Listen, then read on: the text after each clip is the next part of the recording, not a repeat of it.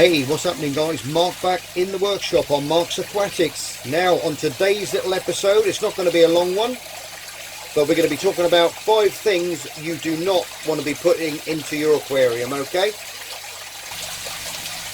Okay guys, number 1, we're going to talk about wood. Now then, personally, I always buy new wood if I'm going to be starting up a new aquarium, or wood that I've had from a previous aquarium, and I know what has been kept, you know, with that, what treatments have been used, and the history of the wood basically. Because if you're going to be buying second-hand wood from people, you never know whether it's going to be or has been used with treatments. More than likely it has.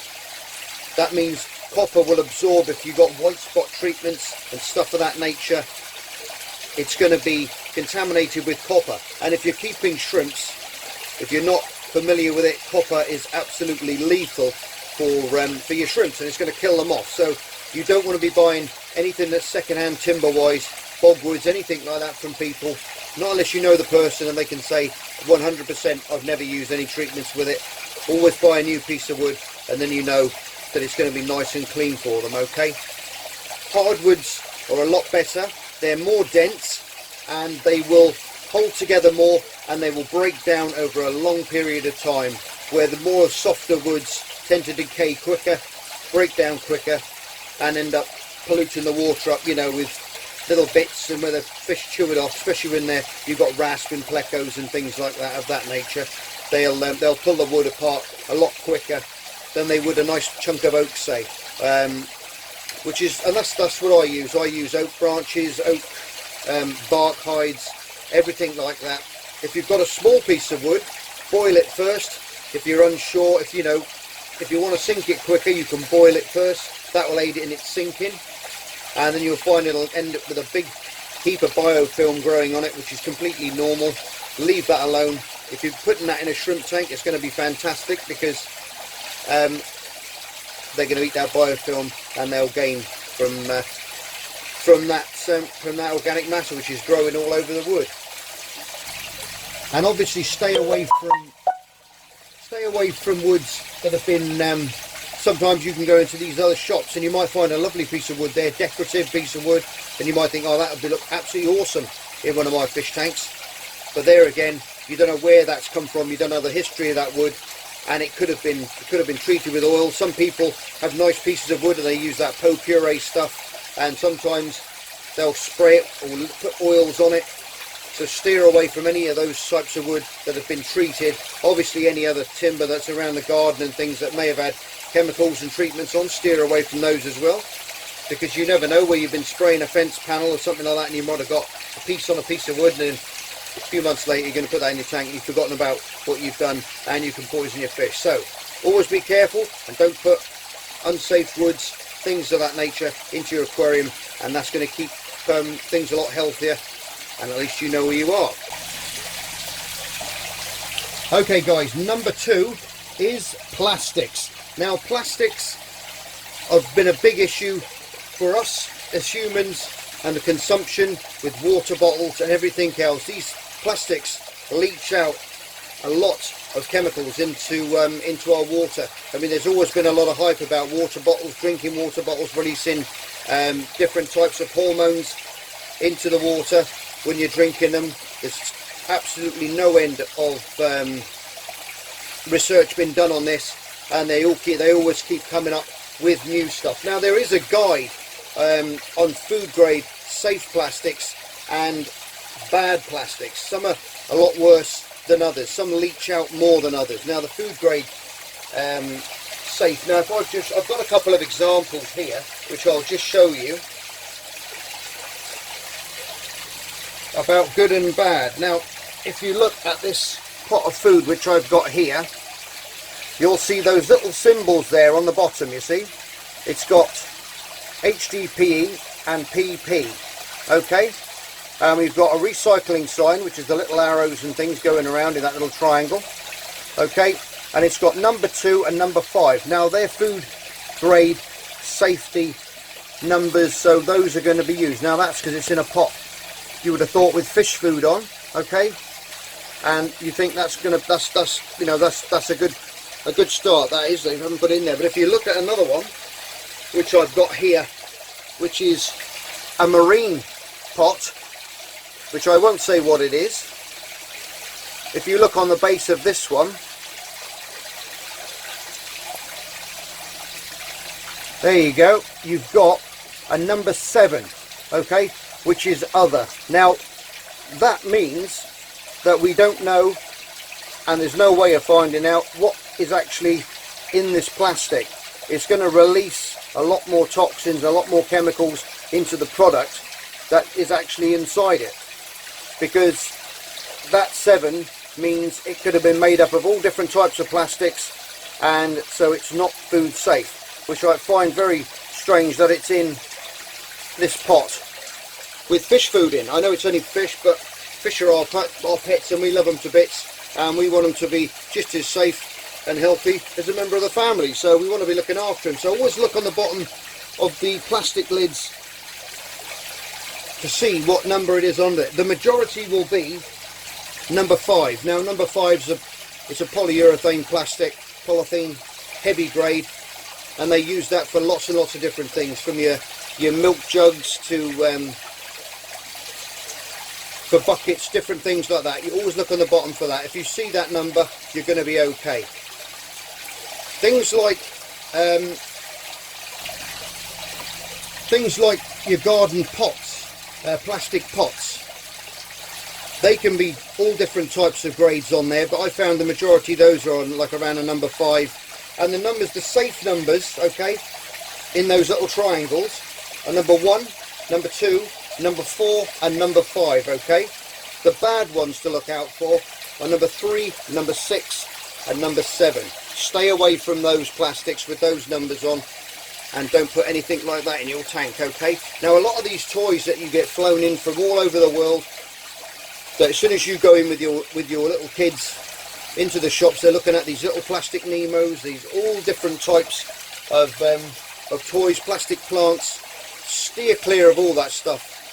Really, to be honest, it's my 100%, that's my opinion, but these things do break down and they do leach out the chemicals over time, okay. So steer clear away from that. If you're going to create an aquarium like the 2 that you can see here in front of you, they're 100% natural in there. Everything is natural. The plants are real, the substrate's nice sand, medium, you've got live plants, all the rocks, everything else is 100% natural in there, and it's not going to leach anything out. And by doing that, you're going to keep your fish at optimal health, and everything's going to be everything's going to be fine. You're going to have no problems with that. You're going to find less fish disease, less stress. But when you start putting all these little things in, teach your kids the right way from the start. And if you're new to it yourself, do your research. It's so simple to create a natural aquarium like one of these 2 here. By putting in a bit of substrate, you're spending a little bit more money, okay, and it'll look after itself. It really will. You're just creating a mini biotope, or like I say, with the aquariums and things, little paludarium like that, and you're going to have a lot less trouble with your fish. You're going to have a lot less trouble with algae growing on the glass and things, because I was just looking at my 2 plecos there then. Sorry to jump off the subject.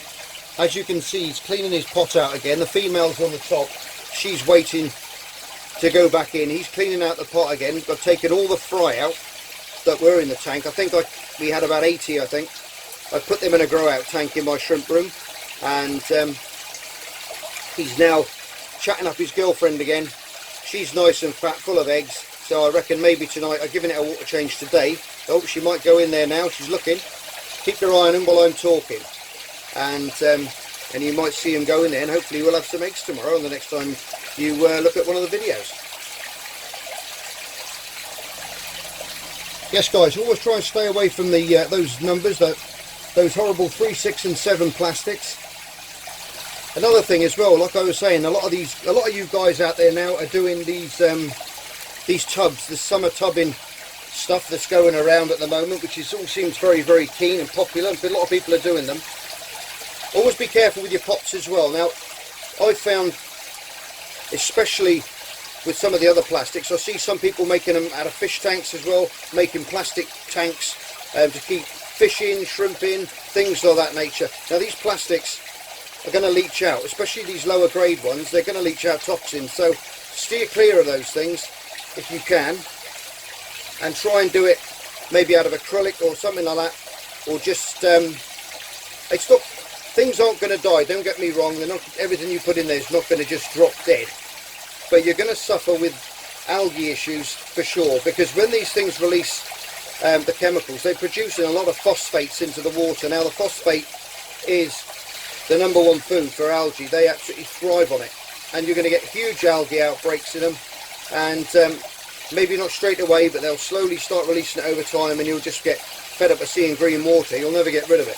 So steer away from that, and especially things like swimming pools as well, stuff like that nature. Now swimming pools, for one, now you're going to get a lot of problems with a swimming pool if you set that up. It's going to, because they've got stabilizers they've impregnated into this plastic. You've got UV protection, which they put onto the stuff as well, to obviously to keep it the longevity when it's out in the sunshine. And it's also got algicides in there as well, which they mix into this plastic to stop the algae growing on the pool itself. Because obviously you fill it up with water a couple of days, and you start seeing the water going green, and it all start to going green on the base. You see the little spots everywhere, you know. So steer away from that, guys. If you're thinking about using a pole, think twice about it. It's still going to release a lot of phosphate as well. You're going to end up with algae issues and all that sort of stuff. And to be honest, they're made for you to swim in. They're not meant for keeping wildlife in. And I really would steer. That's what I mean. Everyone's got their own opinion. People might say, yes, we've had this before, and it was fine. If you're going to keep anything in a pond or in a little block in a pool, or one of those self-erecting pools with the poles around it, I think the best thing to do is steer clear of that kind of stuff and stick to the plastics, stick to the harder plastics, that polyurethane stuff, polythene, hard grade polythene that your tubs are made from, you know, the big black tubs that you find at garden centres for putting in, well, basically for making little water features and things out of that. That's going to be your best bet, but I'd stay away from swimming pools and stuff of that nature, okay? Okay guys, number 3. Now number 3 is your hands. I know you're thinking we all put our hands in there, and there's nothing wrong with putting your hands into your tank, but make sure you're washing your hands very well first, and then once you've washed your hands, make sure you're rinsing them really thoroughly to remove any of the chemicals that you've just put on your hands, basically, in all these different soaps and sanitizers that you can buy these days, because that's what a lot of people do. They wash their hands, they don't rinse them off properly. You're sticking your hands into your tank, all that is going to leach off your hands straight away. It's going to mess up your ecosystem in no time at all. It's going to harm your fish and your shrimp and everything else that you're keeping in there. You're thinking you're doing right by washing your hands, but if you're not rinsing them properly, you're going to be adding all those detergents and different types of soaps and things into the water, okay? So make sure to rinse your hands properly from the start. The other thing is I see a lot of people, my wife is murder for it. She will buy these things made by Glade, these things that hiss and blow out and atomise scents into the room. Steer clear of those. If you've got one of those anywhere near your tank, move it away, because that stuff is attracted to, it will attract the water. It's in the air, it'll settle on the surface of the water and form like an oily film, and it's going to be lethal for your fish. I've known people wipe out complete systems, hundreds and hundreds of pounds worth of fish dead in the morning because of one of these things which has been placed in the wrong place, completely by accident, without a thought, especially if you've got a rimless tank,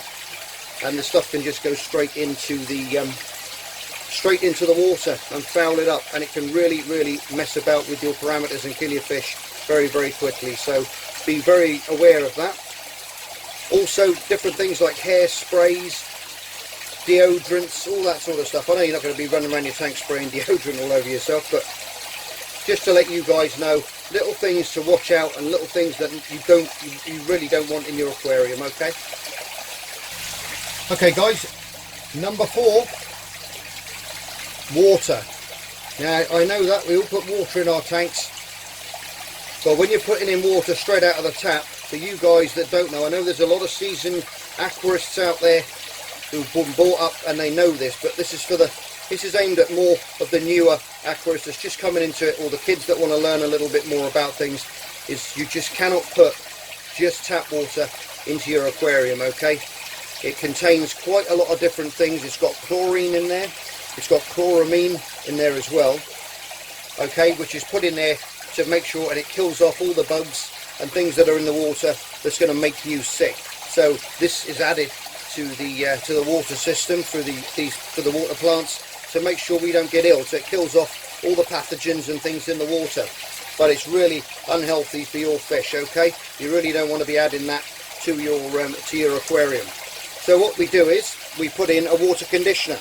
Now a water conditioner, what it does, it binds all these things up and takes them out of the game. So it clears them all, it kills off the chlorine, it makes that, and the chloramines, it makes those inert, so they have no effect whatsoever on your aquarium water anymore. Okay, so when you're putting it in, it's nice and safe. So make sure you always add a nice high quality one as well. Get one which has got aloe vera in it and different things of that nature. It's good for the water, so good like a stress coat and everything else for the fish. And I use, I've got a couple of different types, but I haven't got any actually here to show you at the moment, but I use one made by JBL, and it's a very good one, and it's got aloe vera in it and different other things, you see, and that works really well. So make sure you get a good quality water conditioner, okay guys. But on the other hand, you can use carbon blocks as well. Now what I've got underneath my bench, I'll just draw you a quick picture of what it's like. Okay guys, here's a little picture I've just drawn there quickly. Right, you've got a big old long tube like this. You can make these. I'll do a video on how you can make them. You've got carbon filling this chamber here, and on this end of you've got a hose pipe connector there and a hose pipe connector there. So all you've got to do is split your hose, connect onto there, connect onto there. Okay, now your water will then run through this carbon block, and carbon will remove everything out of the water. If you get it through there nice and slow, you don't have to have it flying through there. Just keep it going through nice and slow, and it will take out all the chloramines, chlorines, and all the nasties that are in the water in your tap water. Okay, and that'll make it completely inert and safe for your fish to use, and it'll make it completely safe for your fish, and you'll have no problems there at all. And number 5 is nets. Now then, when in my shrimp room here, over in the shrimp room, over in my other tanks, I have got no end of little nets all over the place. And what I do is I use one net for one tank. It's really important that you do this, guys, because if you're not up on your sanitation and sterilising your nets. Now I've got a bucket with mine, and I can dip it into a bit of potassium permanganate, and that will bleach it, or a very mild bleach solution, and that will kill any bugs that are in and on the net. Now if you're using the same net for various tanks, and if you've got white spot in one tank, and then you're hooking a fish out with it, and then before you know it, you're going to one of your other tanks, you see something floating in there or whatever, you put it into that tank, you're going to cross-contaminate your tanks. So that's another thing, you really don't want to be going in another tank. You want to keep one net for one tank and one tank only. Hang it in the cupboard. If you've only got one tank, that's fine, but if you're like a lot of us guys, you've got multiple tanks, ponds, different things, always make sure that you keep that one net for that one tank, okay? Otherwise you stand a very good chance of spreading pathogens to and other things into your other systems, okay? And like I said guys, I know a lot of you out there know what you're doing, but a lot of these little things can be so easily overlooked, and like I said, I've known people to have had thousands of pounds worth of fish wiped out because of a very, very simple little mistake like air fresheners and things of that nature. So be super careful where they're concerned. As like I said with the wood, with different plastics, leaching phosphates, a lot of people said to me, you know, why can't I get rid of this, you know, this green water, and why can't I get rid of this algae? And I said, what have you got in the tank? And they'll tell me, okay, I've got a couple of Nemos in there, I've got a little castle, I've got a load of plastic plants. And I said, well, there's your trouble. Hook them all out, get rid of them, get yourself some live plants, a nice little hide for whatever else lived in the cave or in the little castle, and teach your kids about what is good and about these plastic things that look good and glow in the dark and all this kind of carry on, are no good for your fish whatsoever. You know, they're there to get your kids and for you to spend your money, and really you want to be looking after nature and making sure that you can provide a really good little habitat for your little wet mates, and look after them, you know. And that starts off very, very young. If you're teaching your kids to buy all this rubbish that you see in these aquatic shops, you know, you're just starting off on the wrong foot, in my opinion. Nice branches, nice live plants. Study your plants first, and your woods. Make sure everything's healthy, and you will set up an amazing, beautiful little aquarium. I haven't had any trouble with the paludarium since I built that, and I've had no issues with this tank either. No algae problems, nothing. I'm feeding a little bit heavy in the bristlenose tank because there was a lot of fry in there, so we've got a little bit of algae on the side, but they'll scrape that out. I left that in there because they were feeding on it, and it's very good for them, natural algae, and that's what they eat in the wild. So I left that in them, and they're fine. They've grown up lovely now, and I've got them in another tank, and in a rearing tank now, which we can have a look at. Anyway, I hope you liked that little informative. I hope it was informative for you, and kept you watching till the end. If you're new to the channel, go back and have a look at some of the other videos that I've done. I've got over 200, I think 200, nearly 300 videos on there now, on various topics and builds, how I built this, and lots of other things that you can learn on there, as I'm still learning today. You know, I watch a lot of you guys' videos out there as well, and it's great to pick up new handy hints, tips and tricks from all you guys out there as well, and that's why this internet is such an amazing place to visit for information. It really is. Anyway guys, I'm going to leave it there. As always, you're all stars. Love you loads, take care of yourselves, and if you want a part 2, drop it in the comment section below. There's lots of things that I can talk about. Okay guys, see you next time. Bye for now. Just me and my guitar.